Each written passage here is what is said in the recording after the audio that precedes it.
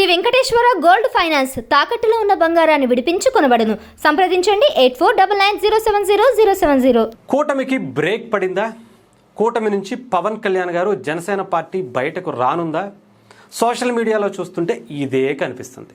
రీసెంట్గా పవన్ కళ్యాణ్ గారు చంద్రబాబు నాయుడు గారు అటెండ్ అయ్యేటువంటి ఏ కార్యక్రమానికి కూడా హాజరు కాకపోవటం, ఇంకా సోషల్ మీడియాలో ముఖ్యంగా వైసీపీ బ్యాచ్కి అయితే పండగ అంటే పండగే, మామూలు పండగ లేదు.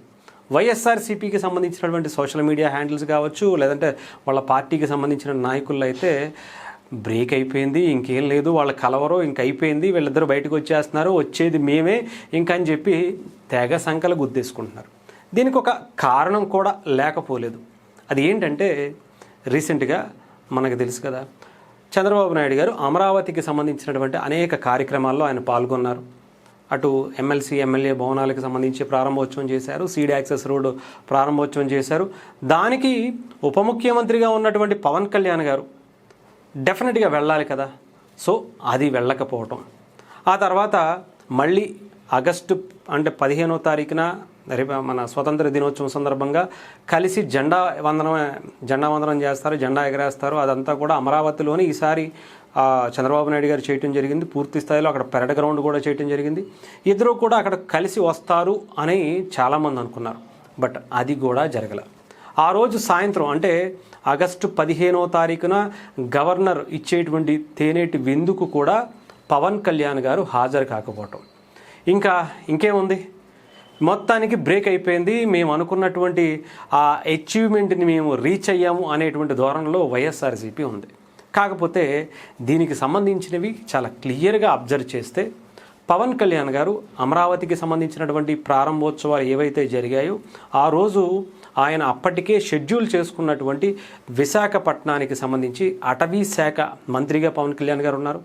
ఆ అటవీ శాఖలో జరుగుతున్నటువంటి అనేక కార్యక్రమాలకు సంబంధించి కేంద్ర మంత్రి కూడా అక్కడికి విజిట్ చేయబోతున్నారు.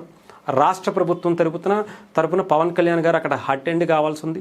దానికి గత చాలా రోజుల క్రితమే ప్లాన్ చేసి షెడ్యూల్ అయిపోయిన ఉన్నటువంటి పరిస్థితి కూడా ఉంది.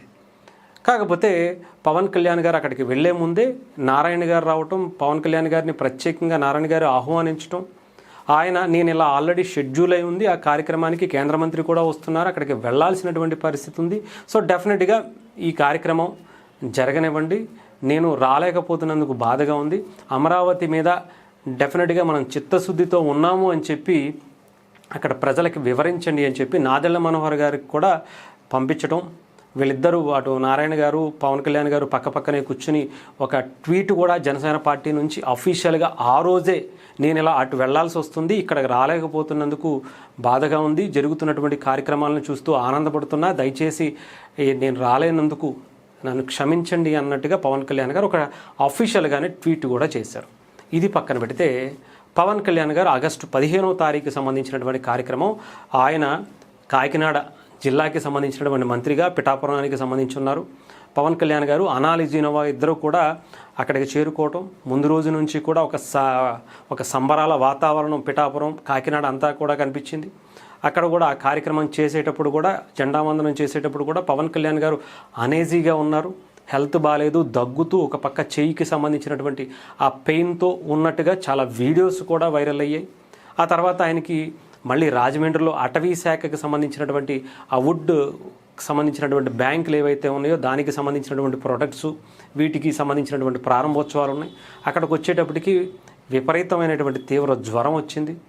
అప్పుడు పవన్ కళ్యాణ్ గారు అక్కడి నుంచి ఆ కార్యక్రమాన్ని సగం నుంచే ఆయన హైదరాబాద్కి వెళ్ళిపోవడం జరిగింది. రాజమండ్రిలో ఒక డాక్టర్తో మాట్లాడడం, కొంత మెడిసిన్స్ తీసుకోవటం, అక్కడి నుంచి హైదరాబాద్కి ఆయన హుటాహుటిన బయలుదేరిపోవటం కూడా జరిగింది. ఆ రోజు సాయంత్రం జరగాల్సినటువంటి గవర్నర్ తేనేటి విందుకు కూడా పవన్ కళ్యాణ్ గారు ఆ తీవ్ర జ్వరంతో హాజరు కాలేకపోయినటువంటి పరిస్థితి. నార్మల్గానే పవన్ కళ్యాణ్ గారు కొన్ని హెల్త్ ఇష్యూస్ ఉన్నాయి, అందరికీ తెలిసిందే. రీసెంట్గా ఆయనకి 2 సర్జరీలు కూడా జరిగాయి. ఒకటి సైనస్కి సంబంధించినటువంటి ముక్కుకు సంబంధించి అయితే, ఇంకొకటి 2 భుజానికి సంబంధించి, ఈ రైట్ హ్యాండ్కి సంబంధించినటువంటి రొటేటర్ కఫ్ సర్జరీ కూడా ముంబైలో చేయించుకున్నారు. కొద్ది రోజుల్లో లెఫ్ట్ హ్యాండ్కి కూడా చేయించుకునేటువంటి అవకాశాలు కూడా ఉన్నాయి. ఇది కొంచెం తగ్గిన తర్వాత ఫిజియోథెరపీ చేయించుకున్నటువంటి పరిస్థితి కూడా కనిపిస్తుంది. సో అనవసరంగా లేనిపోని ఊహలు అందుకుని కలలు కంటే ఆ పగటి కలలు నిజమయ్యేటువంటి పరిస్థితులు అయితే ఎక్కడా కూడా కనిపించట్లేదని చాలా క్లారిటీగా తెలుస్తుంది.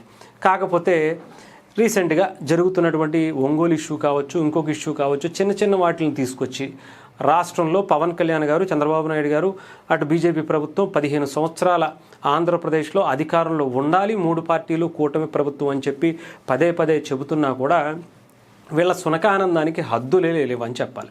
జరుగుతున్నటువంటి పరిస్థితుల్లో కొన్ని ఇష్యూస్ గురించి మొత్తం కూటమే బ్రేక్ అయిపోయేటువంటి పరిస్థితులు ఉన్నాయి అనుకునేటువంటి పరిస్థితులు అయితే అక్కడ కనిపించట్ల. కాకపోతే వీళ్ళ ఆనందమే కదా, పగటి కళ్ళకి వాళ్ళు పడేటువంటి ఆనందంలో సునకానందం పోతే పోయిందిలే అనుకుని పవన్ కళ్యాణ్ గారికి సంబంధించిన లేదంటే కూటమికి సంబంధించిన వాళ్ళు కూడా హ్యాపీగా నవ్వుతూ ఎంజాయ్ చేస్తున్నటువంటి పరిస్థితి అయితే కనిపిస్తుంది.